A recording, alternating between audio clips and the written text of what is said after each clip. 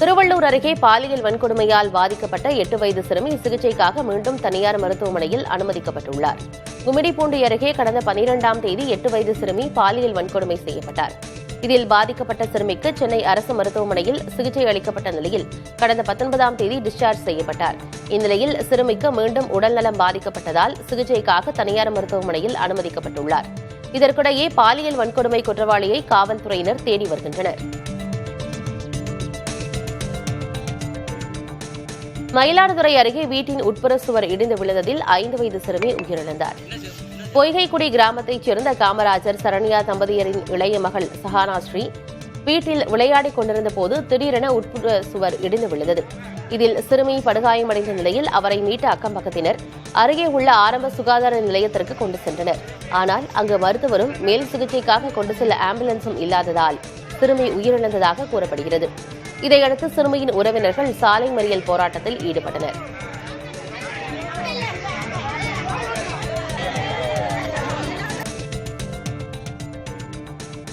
மதுரையில் 3,75,00,000 ரூபாய் ஹவாலா பணத்தை பறிமுதல் செய்த காவல்துறையினர் 5 பேரை கைது செய்தனர். மீனாட்சியம்மன் கோயில் அருகே வாகன நிறுத்தமிடத்தில் ஹவாலா பணம் கைமாறுவதாக காவல்துறைக்கு ரகசிய தகவல் கிடைத்தது. இதையடுத்து அங்கு சென்ற காவல்துறையினர் சந்தேகத்திற்கிடமான காரை சோதனையிட்டனர். அதில் உரிய ஆவணங்கள் இல்லாமல் 3,75,00,000 ரூபாய் இருந்தது கண்டறியப்பட்டது. இதையடுத்து பாபுராவ் என்பவர் உட்பட 5 பேரை கைது செய்து விசாரணையில் ஈடுபட்டு வருகின்றனர்.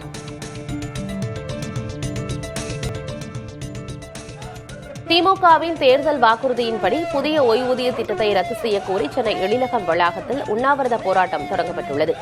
புதிய ஓய்வூதிய திட்ட ஒழிப்பு இயக்கம் சார்பில் நடத்தப்பட்ட இந்த போராட்டத்தில் திமுக தேர்தல் வாக்குறுதி எண் 309 படி புதிய ஓய்வூதிய திட்டத்தை ரத்து செய்வது, குடும்ப ஓய்வூதியம், பணிக்கொடை வழங்குவது உள்ளிட்ட பல்வேறு கோரிக்கைகளை வலியுறுத்தி 3 நாட்கள் தொடர் உண்ணாவிரத போராட்டம் நடத்தப்பட உள்ளது. ஆனால் 4½ ஆண்டு காலம் கழிந்த பிறகும் கூட இன்றைக்கு அதை பற்றி பேசாமல் இன்றைக்கு ஒரு குழுவை அறிவித்துவிட்டு 110 விதிகளின் கீழ் அந்த குழுவினுடைய நிறைவடையக்கூடிய அந்த மாதத்தை 1 மாதம் முன்னதாகவே அறிக்கை சமர்ப்பிப்பதற்காக அறிவிப்புகளை வெளியிட்டுவிட்டு இன்றைக்கு கடந்து செல்வதை எங்களால் ஏற்றுக்கொள்ள முடியவில்லை. நூற்றுக்கணக்கான கோடி சொத்து கொண்ட செங்கல்வராய நாயக்கர் அறக்கட்டளையில் பல கோடி ரூபாய் அளவுக்கு மோசடியும் முறைகேடும் நடந்துள்ளதாக முதலமைச்சர் தனிப்பிரிவு அலுவலகத்தில் புகார் மனு அளிக்கப்பட்டது. ஓய்வு பெற்ற நீதிபதி கலையரசன் தலைமை வகிக்கும் இந்த அறக்கட்டளையின் வைப்புத் தொகை 34 கோடி ரூபாயிலிருந்து 20 கோடியாக குறைந்துவிட்டதாகவும் 14 கோடி ரூபாய் முறைகேடு நடந்துள்ளதாகவும் தெரிவிக்கப்பட்டுள்ளது. தற்போதுள்ள அறக்கட்டளையை கலைத்து முழுமையான விசாரணை நடத்த வேண்டும் என்றும் வன்னியர் சமூகங்களின் ஒருங்கிணைப்பு குழு சார்பில் அறிவுறுத்தப்பட்டுள்ளது.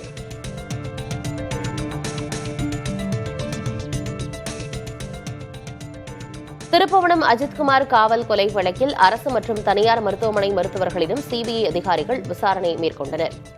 மதுரை சிபிஐ அலுவலகத்தில் மடப்புரம் கோவில் ஊழியர்களான கண்ணன், கார்த்திக் மற்றும் கோவில் கண்காணிப்பாளர் பாஸ்கர் ஆகியோர் ஆஜராகினர். அதேபோல அஜித்குமார் கொண்டு செல்லப்பட்ட தனியார் மற்றும் அரசு மருத்துவமனை மருத்துவர்கள், ஊழியர்கள் ஆகியோரும் ஆஜராகினர். அவர்களிடம் சிபிஐ டிஎஸ்பி மோகித்குமார் தலைமையிலான அதிகாரிகள் விசாரணை மேற்கொண்டனர்.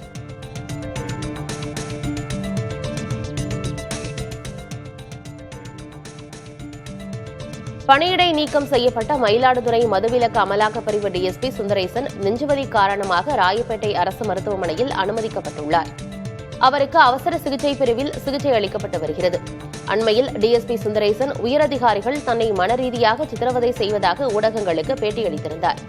அதனைத் தொடர்ந்து பொது ஊழியர்களுக்கான நடத்தை விதிகளை மீறியதாக அவர் சஸ்பெண்ட் செய்யப்பட்டிருந்தார். அரசுமுறை பயணமாக பிரிட்டன் சென்றடைந்த பிரதமர் நரேந்திர மோடிக்கு உற்சாக வரவேற்பு அளிக்கப்பட்டது. 2 நாள் பயணமாக லண்டன் விமான நிலையத்திற்கு வந்தடைந்த பிரதமர் மோடியை அந்நாட்டின் உயர் அதிகாரிகள் நேரில் சென்று வரவேற்றனர். தொடர்ந்து அங்கிருந்து தங்கும் விடுதிக்கு புறப்பட்ட பிரதமர் மோடியை இந்திய வம்சாவளியினர் ஆரவாரம் செய்து உற்சாகமாக வரவேற்றனர். இந்த பயணத்தின் முக்கிய நிகழ்ச்சியாக பிரிட்டன் பிரதமர் கெய்ர் ஸ்டார்மருடன் பிரதமர் மோடி இருதரப்பு பேச்சுவார்த்தையில் ஈடுபட இருக்கிறார். இந்த சந்திப்பின் போது இருவர் முன்னிலையிலும் பெரிதும் எதிர்பார்க்கப்பட்ட தடையற்ற வர்த்தக ஒப்பந்தம் கையெழுத்தாகும் என எதிர்பார்க்கப்படுகிறது. இதைத் தொடர்ந்து பிரிட்டன் மன்னர் சார்லஸை பிரதமர் மோடி மரியாதை நிமித்தமாக சந்தித்து பேச உள்ளதாக தெரிவிக்கப்பட்டுள்ளது.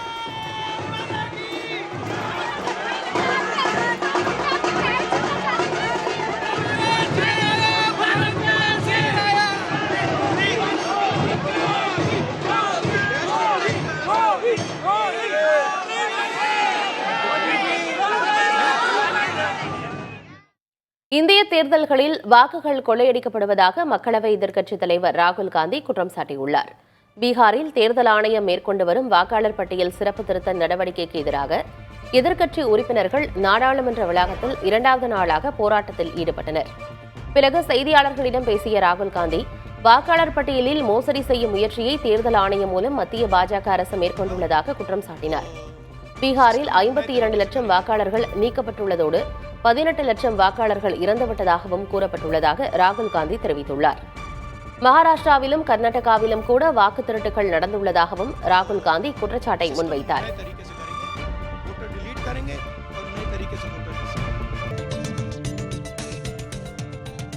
இங்கிலாந்துக்கு எதிரான 4வது டெஸ்ட் போட்டியின் முதல் இன்னிங்ஸில் இந்திய அணி நிதானமாக விளையாடி வருகிறது. இங்கிலாந்து அணி பந்துவீச்சை தேர்வு செய்த நிலையில் இந்திய அணியின் தொடக்க ஆட்டக்காரர்களாக ஜெய்ஸ்வால், KL ராகுல் களமிறங்கினர்.